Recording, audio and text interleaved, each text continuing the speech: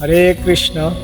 সবাইকে নমস্কার, হিন্দু ভাইদেরকে সবাইকে নমস্কার। তো আসলে আমি আমাদের ধর্ম বিষয় নিয়ে কিছু আলোচনা করতে চাই।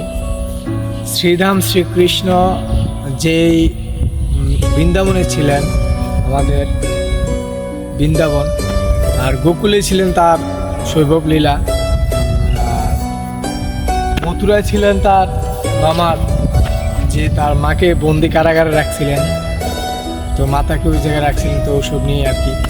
তো আজকে তো একাদশীর দিন, আজকে হচ্ছে মঙ্গলবার একাদশী, আপনারা সবাই জানেন। তো সবাই একাদশী করবেন। আপনাদেরকে আমি আন্তরিকভাবে বলি, সবাই একাদশী করবেন, শ্রীকৃষ্ণের নাম শ্রবণ করবেন, মালা জপ করবেন। কারণ মালা জপ করলে আপনার দেহ মন ও পবিত্রতা ফিরে আসে।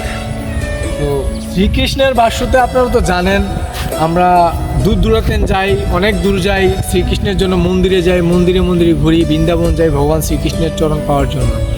তো আমাদের রথ কিন্তু আর বেশি দিন নাই, মনে সামনে রবিবার দিন রথ হয়তো বা। তো আমাদের রথে কিন্তু সবাই আসবেন, শ্রীকৃষ্ণের ধামে আসবেন।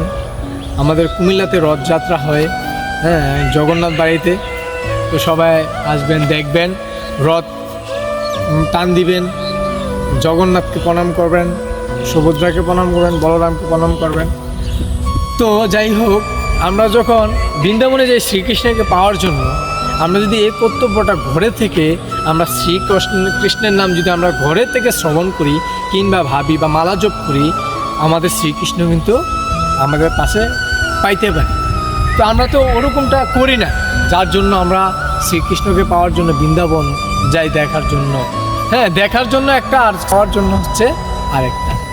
তো আপনাদের সবাইকে বলছি, সবাই শ্রীকৃষ্ণের ধামে যাবেন। তো শ্রীকৃষ্ণের নাম অর্পণ করবেন। প্রত্যেক মাসের একাদশীতে সবাই একাদশী থাকবেন, নিরামিষ আহার করবেন।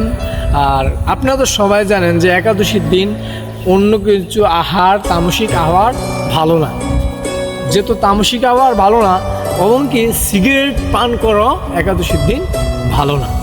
ঠিক আছে, তো আমরা কি পান করতে পারি আমরা সেটা নিয়ে বলবো।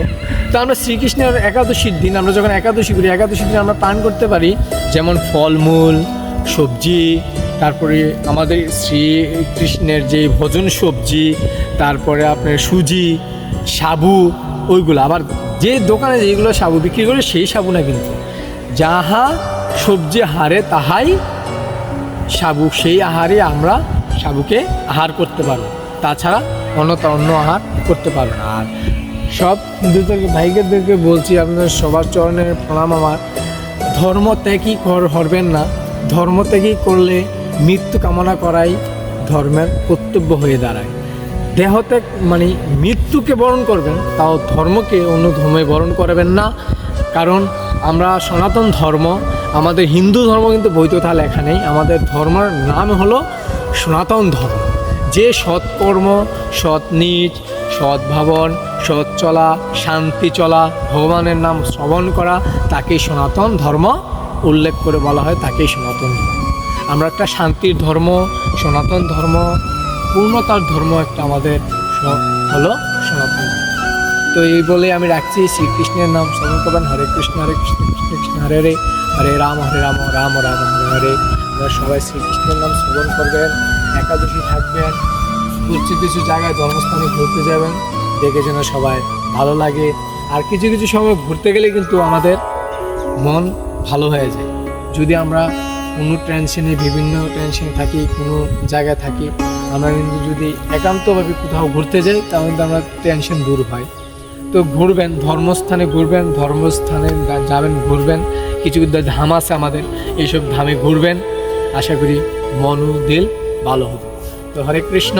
তাই বলে আজকের ভিডিওটা শেষ, আর আগামী ভিডিওতে আবার দেখা হবে। যদি কথাগুলো একটু ভালো লেগে থাকে, সাবস্ক্রাইব করবেন, শেয়ার করবেন, আবার নতুন নতুন ভিডিও পাওয়ার জন্য আমাকে সাবস্ক্রাইব করবেন।